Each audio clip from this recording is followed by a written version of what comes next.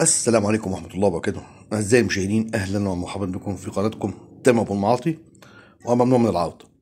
فيلم الليلة اللي احنا مش بنتكلم يا جدعان جزافا كده، يعني ايه بنجيب فيلم كده ويعني وشقلب وقلب، لا يعني الفيلم ده بيحكي عن الحقبة الزمنية اللي كانت في الستينات والسبعينات، اللي هي كانت ايه الافلام. جميع الافلام عندنا كانت منقسمه لثلاث اقسام.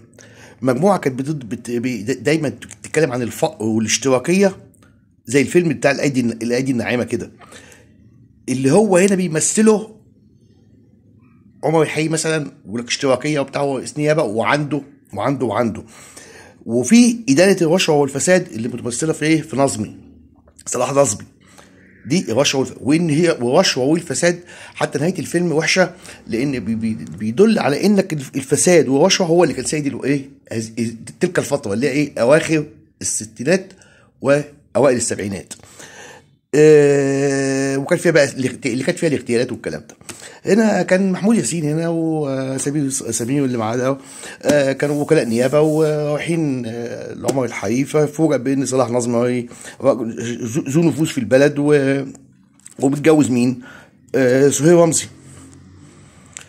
لما شافها محمود ياسين كان بيحبها زمان، واهلها ما رضيوش بيه، فقال لك اشق طريقي انا بقى واسيبها.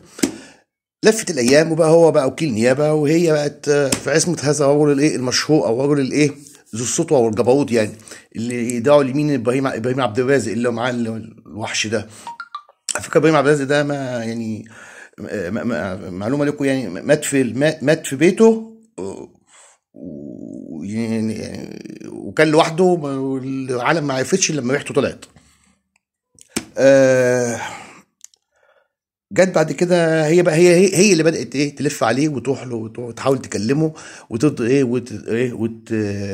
وتقابله، لغايه لما في يوم من الايام بقى كانوا ايه تيجي الحبكه الدراميه بتاعت الفيلم بقى فين، في الحته في ايه، في انها ايه سايقه العربيه والدنيا شتاء، دست واحد، اتنين ماتوا واتنين اتصابوا ومش عارف ايه، وخدت بعضه وطلعت تجري. هو كان وكيل نيابه، لا اقفي، مش هتقف.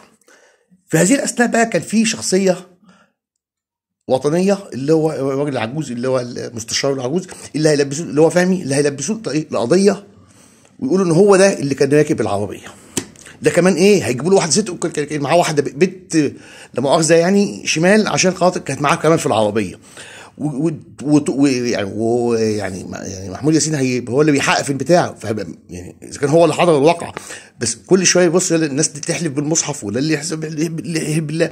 يعني قد ايه البلد كانت فاسده، وقد ايه البلد كان فيها كميه فساد ورشاوي، ويعني اللي ركب، حتى لدرجه ان هو في الاخر، حتى لما خلاص قال لك خلاص انا ايه، ساب المحاماه، ساب النيابه، وقال لك انا خلاص انا يعني هقول الحقيقه. راح على المحكمه، ضرب بالعربيه، مات. تقوم سهير رمزي تخش، شو بقى قمه السطوه كمان. يعني عايز اقول لك ان دي كانت موكوبه يعني اياميها زي الزفت، ان حتى القاضي هي داخله تقول له الحقيقه، ويقول لهم ايه، طلعوا الست دي بره، عايز يخلص.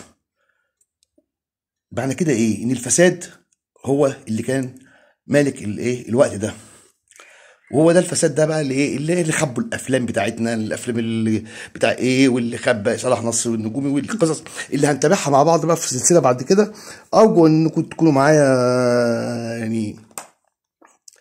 يعني على نقول ايه، على شوق يعني، وارجو انها تكون تحت عند حسن ظنكم.